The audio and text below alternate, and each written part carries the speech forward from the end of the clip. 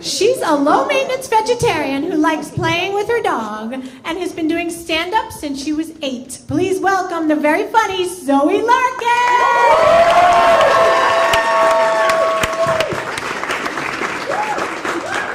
Hi. I have so many family members here to support me tonight. Thank you, divorce!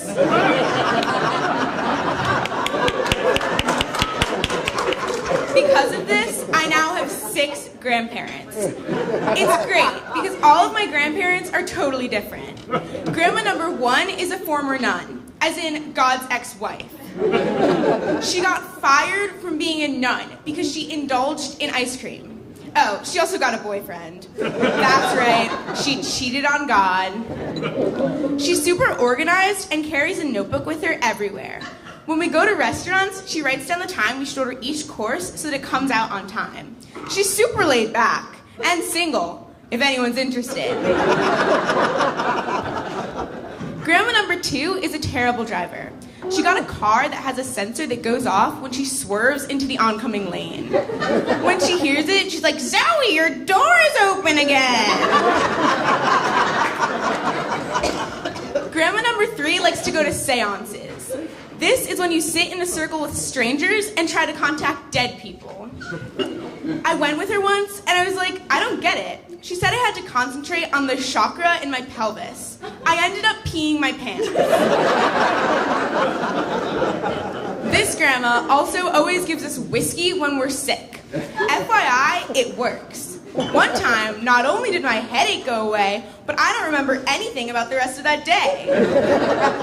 Grandma says whiskey cures a cold. She should know. She has a cold every Friday at around 6. I'm 14. Being a teenager is the worst age. People expect you to act like an adult, but you're treated like a kid. I feel like I'm living in between worlds with different expectations and rules. It's like living on the border of North and South Korea. I finally graduated from the kids' table at Thanksgiving, but it wasn't all it's cracked up to be. I ended up being seated between my uncle who talked about his prostate issues and my aunt who tried to convert me to Scientology. By the way, it's enlarged and the alien resurrection is coming. Social circles at school can be rough when you're 14. Teenage girls are so judgmental.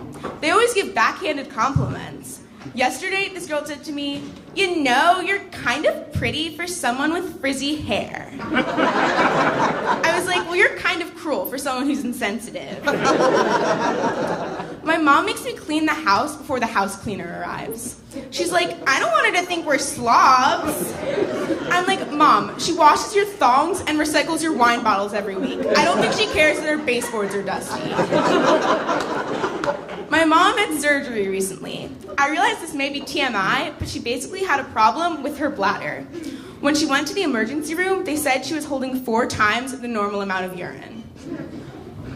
At the ER, I heard the nurse yell, "We're gonna need backup! Get the catheter in the Home Depot bucket!" The weirdest part of the whole experience was when her dignity came out. Long story short, she ended up having a hysterectomy.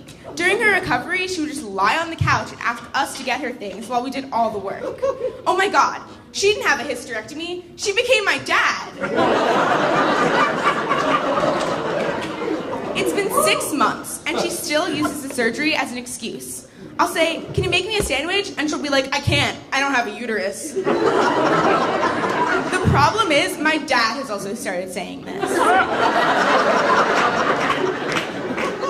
Donald Trump and Ivanka have a weird relationship. Hold on, which one is Ivanka again? The daughter or the wife? Oh wait, she's both. A few years ago, Trump said that if she weren't his daughter, he would date her. That's disgusting. I would never date my dad. But there is one thing both Ivanka and I have in common. Both of our dads embarrass us in public. I wonder if Trump also goes to the neighbor's house in his bathrobe and asks to borrow food. My dad sells wine for a living. He's basically a glorified drug dealer.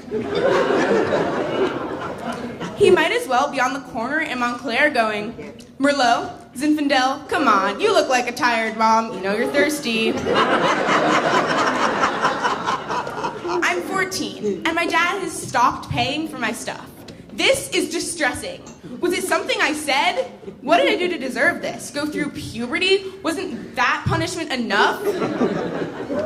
Speaking of this, the name health class is false advertising. It's classic bait and switch. It's like, I'd love to learn to be healthier, then bam, all they talk about is puberty.